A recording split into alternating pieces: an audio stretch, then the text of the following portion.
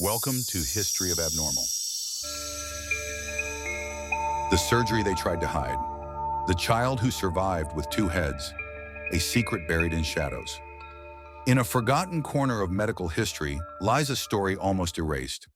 A story of ambition, fear, and one of the most shocking operations ever attempted. Imagine a small hospital at the edge of the 19th century, where oil lamps flickered and the smell of carbolic acid lingered in the air. Within those walls, surgeons gathered around a newborn child. Not just any child, a child with two heads, one larger, alive and breathing, the other smaller, weaker, parasitic. The kind of birth that silenced entire rooms.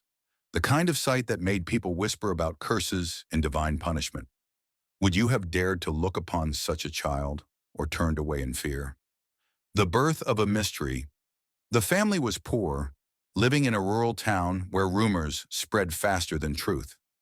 When the child was born, neighbors crossed themselves, priests were called, and whispers filled the air. Two cries, two tiny mouths gasping at once, one pair of eyes that met the mother's gaze, and another set blinking faintly beside it. A miracle? A monster? To the villagers, it was both. Some demanded the child be hidden. Others insisted God had sent a sign. For the surgeons summoned to examine the baby, it was something else entirely. A challenge, an opportunity, and perhaps a dangerous temptation. The forbidden plan. The surgeons debated late into the night. Could they attempt the impossible, removing the second head? If successful, they would be remembered forever. If they failed, it would be labeled a crime against nature. In one recovered note, a physician scribbled, "If we succeed, history will honor us. If we fail, no one must ever know." So the decision was made. They would not announce their plan to the public. The child would be taken to the hospital in secrecy. The surgery would be performed in silence, witnessed only by a handful of men whose names are now lost to time. But how do you cut into a child with two minds, two identities, and hope only one survives? The night of the operation. The day was chosen, though some swore the timing was cursed. Lamps were lit, instruments laid out. No modern anesthesia, no sterile gloves. Only steel, courage, and a desire to defy the limits of medicine. The child was placed upon the table, small chest rising and falling, the weaker head twitching faintly as though sensing its fate. The first incision was made. Blood welled up like dark petals, staining cloth and trembling hands. Each cut carried risk. Each second stretched into eternity. Surgeons worked with whispered instructions, sweat dripping into masks that did little to hide their fear.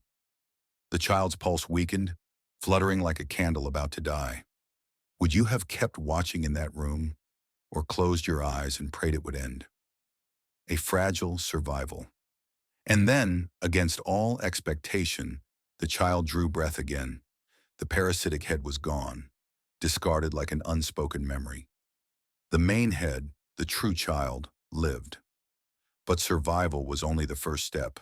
The body trembled, weak and pale. The surgeons stood in awe, knowing what they had done could never be admitted. They had crossed a line few dared to imagine. What kind of life awaited this child? Could they grow, laugh, and play like others? Or would the scars of that night haunt them forever? The cover-up. The surgeons acted quickly. Records were burned, journals rewritten. Official accounts dismissed the case as rumor. Families were silenced with promises or threats. Yet fragments slipped through the cracks. A newspaper clipping in a provincial archive. A journal footnote describing a child with double cephaly operated upon with uncertain outcome. Enough to prove something had happened, though never enough to reveal the full truth. Why hide such a moment? Was it fear of scandal or shame for what they had done? Whispers through time. Decades later, the story resurfaced in whispers among medical historians. Some claim the child died within days. Others insisted they lived for years, hidden from the public eye, raised in secrecy, a living ghost of forbidden surgery. One rumor spoke of a photograph locked away, showing the scar that ran across the skull, proof of what had been removed. If such an image existed, it has never been found. Would you want to see that photograph, or would it be better left unseen? Legacy of the unthinkable modern science knows cases like this can occur. Craniopagus parasiticus, where a parasitic twin forms at the head. Today, such surgeries are discussed openly, though survival is rare. But in the 1800s, it was nothing short of madness to attempt.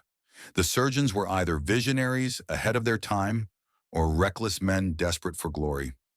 The truth is, we may never know. But what we do know is this. A child was born with two heads, an operation was performed, and history tried to erase it. Yet stories like this never vanish completely. They survive in whispers, in fragments, in the human need to remember what others tried to forget. Closing words. This is the story of the surgery they tried to hide. A child born with two heads, a night of blood and silence, and a legacy that still unsettles us more than a century later. Every record burned was meant to silence the truth. But tonight you've heard it again. What do you think?